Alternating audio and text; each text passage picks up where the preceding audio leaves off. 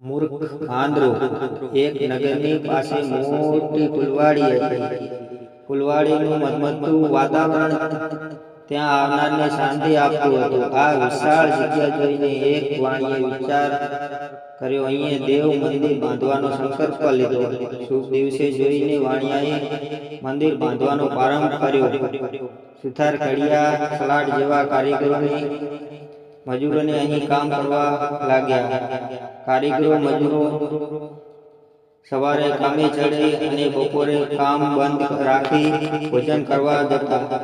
એક દિવસ સુથારોએ એક મોટું લાકડું ઘોડી ઉપર ગોઠવ્યું અને વહેરવા માંડ્યું. લાકડું અડધું વહેરાયું એટલામાં ભોજનનો સમય થયો. સુથારોએ લાકડાના વહેરેલા ભાગમાં ફાચર મારી અને કરવત ઠેકાણે મૂકી ભોજન કરવા ગયા. ફૂલવાડીમાં મોટા મોટા ઝાડ હતા. આ ઝાડ ઉપર અનેક વાંદરાઓ રહેતા હતા. તેમનું એક અડપલું વાંદરું હતું. સુથારોએ કેવી રીતે લાકડું વહેરે છે તે જોઈ રહેતું. તેને સુથારોનું અનુકરણ કરવાનું મન થયું, પણ લાગ મળતો ન હતો. આજે તેણે જોયું તો સુથારોએ અને બધા કારીગરોએ ભોજન કરવા ગયેલા હતા. લાકડાની ફાંચર મારેલી હતી. ત્યાં સુમસાન હતું.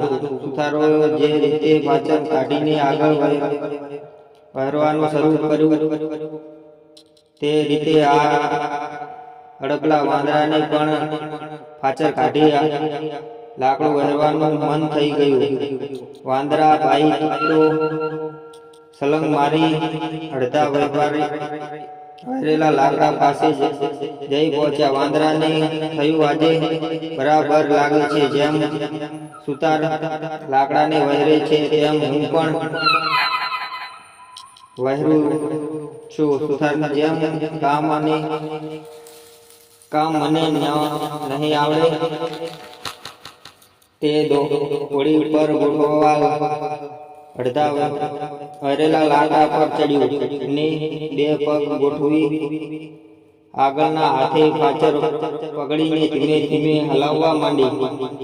વારંવાર હલાવવાથી ફાચર ઢીલી પડી અને એકદમ છટકી ગઈ. ત્યાં તો વાંદરો એકદમ ચીસ પાડી ઉઠ્યો. ફાચર કાઢતી વેળા તેનું પૂંછડું લાકડાના